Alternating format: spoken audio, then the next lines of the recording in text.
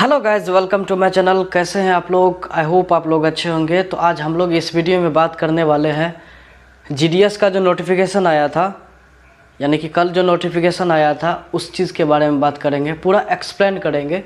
Video थोड़ा लंबा होगा तो आप थोड़ा सा कंप्रोमाइज़ कीजिएगा, क्योंकि एक ही जगह पे सारा इन्फॉर्मेशन आपको मिल जाएगा। अगर ये वीडियो देख लेंगे तो 10 वीडियो देखने की ज़रूरत नहीं पड़ेगा, क्योंकि इसी वीडियो में हम सारा चीज़ एक्सप्लेन कर देंगे कि नोटिफिकेशन में क्या क्या है, क्या स्टेप आपको फॉलो करना होगा। आपको तो पता ही है कि नोटिफिकेशन आ चुका है और फॉर्म कब से भरा जाएगा, फॉर्म भरने के बाद क्या होगा, ठीक है, और रिज़ल्ट कब डिक्लेयर किया जाएगा। रिज़ल्ट डिक्लेयर करने के बाद क्या क्या चीज़ करना पड़ता है, बीपीएम क्या होता है, एबीपीएम क्या होता है, मेल कैरियर क्या होता है, उसका वर्क प्रोफाइल क्या होता है, इन सब के बारे में बात करेंगे। डिपार्टमेंटल्स रूल रेगुलेशन क्या है, इन सब के बारे में बात करेंगे। तो वीडियो में लास्ट तक बने रहिए, ठीक है। तो चलते हैं, स्टार्ट करते हैं। जैसा कि कल का वीडियो में आपने जाना कि नोटिफिकेशन आया, कब से फॉर्म फिलअप होगा और कब रिजल्ट आएगा, ठीक है, और आप करेक्शन कब कर सकते हैं, इतना ही था और उसी में वीडियो ख़त्म कर दिए थे। इस वीडियो में हम जानेंगे कि कल का तो वीडियो का जो जिस्ट है मतलब वो भी हम इसमें बता देंगे, उसका रिकॉल करा देंगे कि कब से फॉर्म फिलअप होगा, और उसके बाद एक एक स्टेप आपको बताते जाएंगे। तो चलते हैं, हम यहाँ स्क्रीन रिकॉर्डिंग ऑन कर देते हैं, आपको एक एक करके बता देते हैं शॉर्ट में, ठीक है। पहला बात है 27/1/2023 से 16/2/2023 तक, मतलब 27 जनवरी 2023 से 16 फरवरी 2023 तक ये नोटिफिकेशन रहेगा। मतलब इसी के बीच आपको अप्लाई करना है फॉर्म, ठीक है, जीडीएस वाला फॉर्म। 17 फरवरी से लेकर 19 फरवरी तक आपको करेक्शन करने का टाइम दिया गया था, और 3rd या 4th वीक ऑफ फरवरी, मतलब लास्ट फरवरी तक आपको रिजल्ट भी डिक्लेयर कर दिया जाएगा। ये कल का वीडियो में था। अब आगे चलते हैं। आगे में यहाँ पे देखिए मेन चीज़ है नोटिफिकेशन, इंगेजमेंट ऑफ ग्रामीण डाक सेवक जीडीएस। अब यहाँ पे आपको पता चलेगा कि हमको कौन सा फॉर्म भरना चाहिए, किस में फॉर्म भरना चाहिए, कौन मेरे लिए सूटेबल रहेगा। क्योंकि बहुत सारे आदमी क्या करता है, अच्छा मार्क्स होने के बावजूद क्या करता है, वो पोस्ट के बारे में नहीं जानता है, इसीलिए वो कोई भी किसी चीज़ में जाके भर देता है। जब उसको वर्क प्रोफाइल समझाया जाता है, जब उसको काम करने दिया जाता है, जब वो ऑफिस में जाता है, काम करता है, तो वो बोलता है कि ये तो मेरे लिए सूटेबल नहीं है, हमसे डिलीवरी नहीं होगा, तो हमसे बीपीएम का काम नहीं होगा, ऑफिशियल काम नहीं होगा। तो सबको अपना अपना काम सूटेबल नहीं रहता है, ठीक है। तो इस वीडियो में हम ये भी बता देंगे कि कौन काम किसके लिए सूटेबल है, ठीक। तो और उसका सैलरी कितना है ये भी बता देंगे, ठीक है। पहला पॉइंट है, online application are invited from the eligible applicants for engagement as Gramin Dak Sevak, branch post master BPM, assistant branch post master ABPM, Dak Sevak. Application are to be submitted online at www.indiapost.gdsonline.in. Details of the vacant post are given in annexure 1। Annexure 1 में ये चीज़ दिया गया। Details of the vacant post are given in annexure 1। Annexure 1 के भी बारे में details में बात करेंगे, अभी फ़िलहाल नहीं करेंगे क्योंकि आपको अभी कन्फ्यूज़न हो जाएगा। सेकेंड पॉइंट है, engagement schedule is as under. Activities schedule, registration application submission 27/1/2023 से 16/2/2023 तक ये एप्लीकेशन होगा। एडिट करेक्शन 17 फरवरी से लेकर 19 फरवरी तक होगा, इसको हटाइए। Emoluments in the form of time related community allowance TRCA plus dearness allowance there are on paid to the GDS। The applicable TRCA to different category is as under. मतलब बोल रहा है कि इमोल्यूमेंट्स, मतलब जिसको आप सैलरी बोलते हैं, सैलरी में क्या होता है, TRCA सैलरी का जो ये रहता है, बटा हुआ रहता है, जिसको हम लोग सैलरी बोलते हैं। सैलरी में एक बेसिक सैलरी होता है प्लस डियरनेस अलाउंस होता है। बेसिक सैलरी देखिए हम पहले ही बोल देते हैं, बेसिक सैलरी बीपीएम को 12,000 दिया जाता है। 12,000 से लेकर 29,380 रुपया तक एक TRCA स्लैब है लेवल 1 के लिए। और ABPM डाक सेवक का 10,000 दिया जाए, 10,000 रुपया, ठीक है। 10,000 से लेकर 24,470 रुपया तक आपका हाईएस्ट जा सकता है। मतलब कि BPM का 12,000 से स्टार्ट होगा, ABPM और डाक सेवक जिसको मेल कैरियर बोलते हैं उसका 10,000 से स्टार्ट होगा, और वो तो हाईएस्ट है। यहाँ पे देखिए, GDS are holder of civil post but they are outside the regular post service of Union of India and governed by GDS Conduct and Engagement Rule 2020 issued by Office Memo number 1730/2019 GDS dated 14/2/2020 as revised from time to time available on the website www.indiapost.government.in। तो बोल रहा है कि GDS civil post है, but union of India जो होता है, बोलेंगे सिविल पोस्ट है। मतलब कहने का मतलब है, हम आपको इजीली बता देते हैं, जैसे ग्रामीण लेवल में जो गांव का जो पोस्ट ऑफिस रहता है उसमें काम वर्क वगैरह कम रहता है, तो क्या होता है वहाँ पे ये रिवेन्यू कम जनरेट होता है। तो वहाँ पे क्या होगा, 3-4 स्टाफ काम करता है, अब वहाँ पे रिवेन्यू कम होता है, तो क्या उस केस में क्या है, गवर्नमेंट लॉस में जा सकता है। इसीलिए क्या करता है, गवर्नमेंट कम सैलरी दे करके उस ऑफिस को कंटिन्यू चलाते रहता है।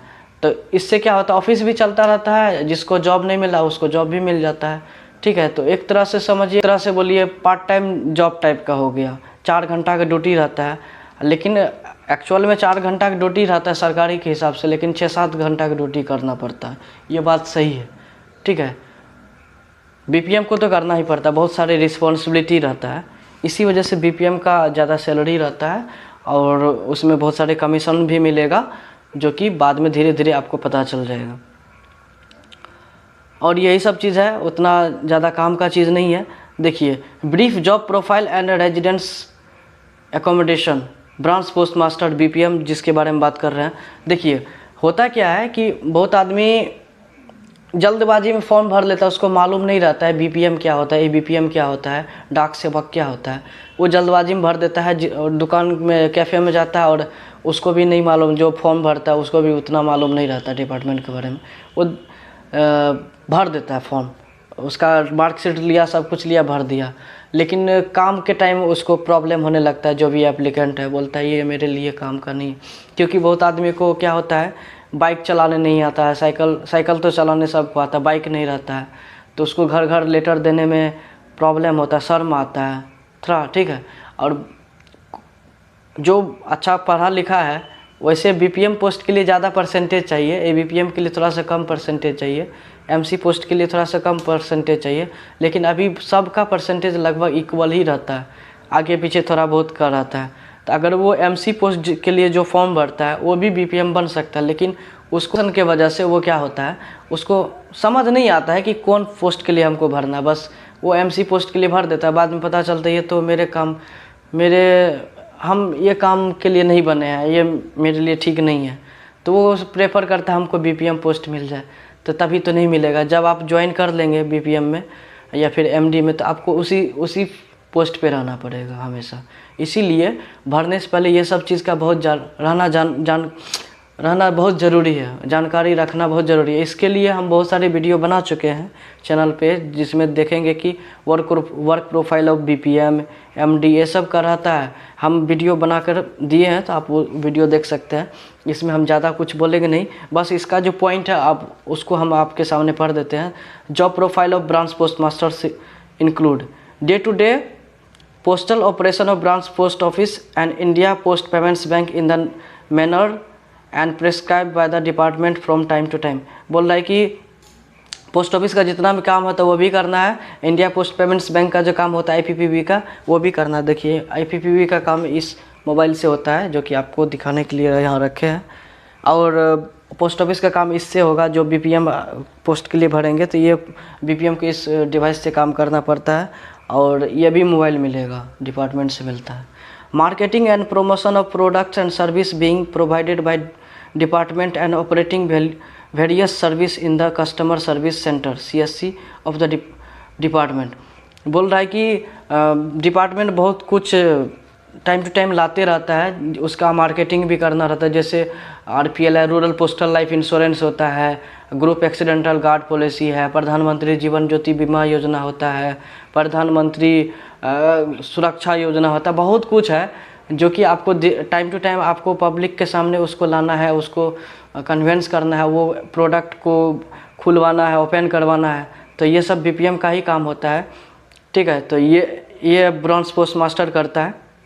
सीएससी का भी काम करना पड़ता है, आधार रिलेटेड काम रहता है, उसके बाद पैन कार्ड बना सकते हैं, मोबाइल रिचार्ज, सारा चीज़ सीएससी का अंडर आता है। तो ये भी बीपीएम को ही करना पड़ता है। In the single-handed BO, BPM have the overall responsibility of a smooth and timely functioning of branch post office, including mail conveyance and mail delivery। मतलब जिसका सिंगल हैंडेड BO रहता है, जहाँ पे वो अकेले ही रहता है, तो वहाँ पे क्या होता है, तीनों का काम करना पड़ता है। जैसे सिंगल हैंडेड मतलब रहना चाहिए तीनों स्टाफ को, लेकिन कभी कभी क्या होता है तीनों स्टाफ नहीं रहता है। तो उस केस में क्या होता है, बीपीएम को ही मेल डिलीवरी करना रहता है, मेल को भी लाना रहता है, ले जाना रहता है, और ऑफिस का जितना भी काम रहता है वो भी करना रहता है। तो ये भी बीपीएम को ही करना पड़ता है, क्योंकि वो सारा रिस्पॉन्सिबिलिटी ऑफिस का बीपीएम के ही पास रहता है। और नेक्स्ट है, in the BO other than single handed the BPM में be assisted by a BPM, however BPM will be required to do combined duty of a BPM and when ordered any other work can also be assigned by superiors like IPO, ASPO, SPO, SSPO. बोल रहा है कि BPM को तो single hand BO में BPM को तो ABPM assist करता है, लेकिन जब एबीपीएम या एमसी नहीं रहता है उस केस में क्या होता है, उसको कंबाइन ड्यूटी भी करना रहता है, और जो भी काम करना रहता है तो time to time SP, ASP, जो भी हायर अथॉरिटी रहता है, सुपरिटेंडेंट, इंस्पेक्टर, ये सब अगर काम करने के लिए बोल देंगे, ऑर्डर देंगे, तो वो भी करना पड़ेगा, आप मना नहीं कर सकते। और लास्ट में ये है, residence accommodation. The applicant selected as GDS BPM will have to provide accommodation for branch post office after selection but before engagement. A declaration to this effect with the details of accommodation is to be submitted before engagement. The applicant so selected will be required to reside in post village, the village in which the BO is functioning only. The accommodation should meet the standard as prescribed by this directorate letter number इतना 2018 17/2/2018 18/3/2019 as amended from time to time. बोल रहा है कि GDS BPM के लिए अगर selected हो गए हैं तो आपको क्या होगा, इंगेजमेंट लेटर मिलने से पहले आपको जहाँ पे ग्राम विलेज है जहाँ पे पोस्ट ऑफिस है, वहाँ पे आपको एक कमरा प्रोवाइड कराना होगा, ठीक है। एक स्टैंडर्ड साइज़ में 10 मीटर वाला, 10 मीटर का जो रहता है लेंथ ब्रेथ, ये इस टाइप का आपको डिक्लेरेशन देना होगा कि हम जो है ना ऑफिस चलाने के लिए ये रूम प्रोवाइड कर रहे हैं और ये मेरे खर्च पे होगा, ठीक है। उसके लिए डिपार्टमेंट देता है 500 रुपया, 250 रुपया। तो जिस तरह का आपका रूम रहेगा उसके हिसाब से आपको पैसा दिया जाएगा मंथली। एक्चुअल में 500 रुपया में रूम नहीं मिलता, लेकिन बीपीएम को तो ज़्यादा सैलरी मिलता है, तो उसी में थोड़ा सा मैनेज करना पड़ता है। मतलब अगर आप बीपीएम के लिए सेलेक्ट होंगे तो सारा बीओ का जितना भी रिस्पॉन्सिबिलिटी है सारा चीज़ करना होगा, आपको खुद रूम प्रोवाइड भी कराना पड़ेगा, ठीक है। और आपको उसी जहाँ पे आप सेलेक्टेड हुए हैं, जहाँ पे बीओ है, उस जुरिस्डिक्शन एरिया के अंदर जितना भी विलेज है उसी विलेज के अंदर आपको रहना पड़ेगा, आप बाहर नहीं रह सकते, नहीं तो कंप्लेन हो जाएगा, ठीक है। तो नेक्स्ट चलते हैं, assistant branch post master.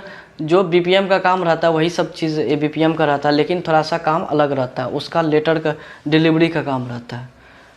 Cell of stamps, stationery, conveyance and delivery of mails at doorstep, door seats, payment, other transaction of IPPB to assist BPM postal operation in manner as prescribed by the department from time to time. Managing and promotion of products and service being provided by department, operating various service in the customer service center of the department. A BPM may also be required to combine duty of BPM as when ordered in addition to his regular duties. Any other work assigned by superior like IPO, ASPO. Residents, A BPM are required to reside within delivery jurisdiction of the post office. HO, SO, BO concern। मतलब बोल रहा है BPM को जो काम था वो भी एबीपीएम को भी करना पड़ता है।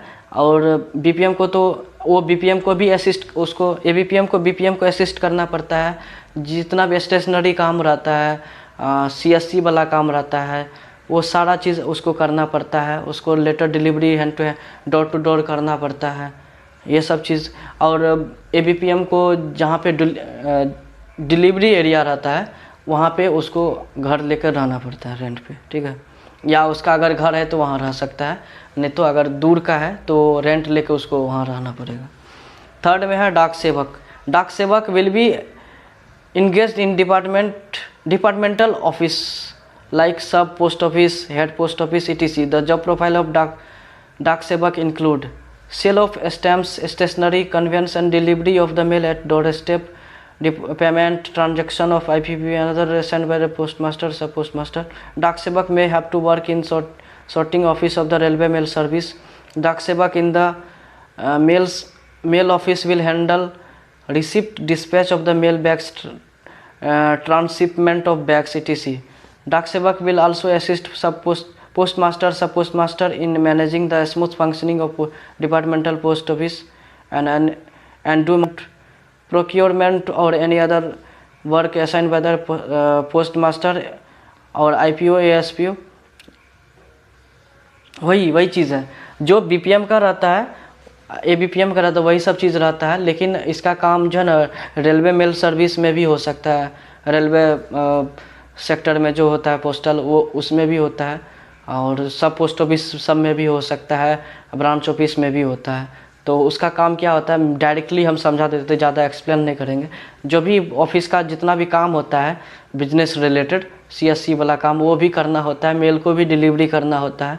मेल को लाना है अकाउंट ऑफिस से ब्रांच ऑफिस तक, ब्रांच ऑफिस से फिर अकाउंट ऑफिस ले जाना, मतलब पहले अकाउंट ऑफिस से ब्रांच ऑफिस मेल को ले जाना है, लेटर जितना भी आएगा मेल बैग, फिर ब्रांच ऑफिस में जो भी काम होगा दिन का वो उसको अकाउंट ऑफिस में ले जाना। इतना काम होता है डाक सेवक का। इतना तक हम एक्सप्लेन कर दिए हैं। अब नेक्स्ट चलते हैं। Eligibility criteria for all post. Age limit minimum age 18 साल, मैक्सिमम 40 साल। Age will be defined as on the last date of submission of the application as for notification. बोल रहा है कि मिनिमम एज आपका 18 साल होना चाहिए, मैक्सिमम एज होना चाहिए 40 साल, ठीक है। मतलब नोटिफिकेशन जब निकला उस टाइम से बोल रहा है।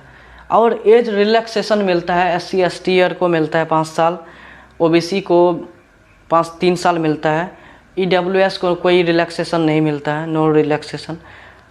पर्सन विद डिजेबिलिटी PWD जो कैटेगरी में रहता है, डिजेबल कैटेगरी में 10 साल का रिलैक्सेशन दिया जाता है एज में।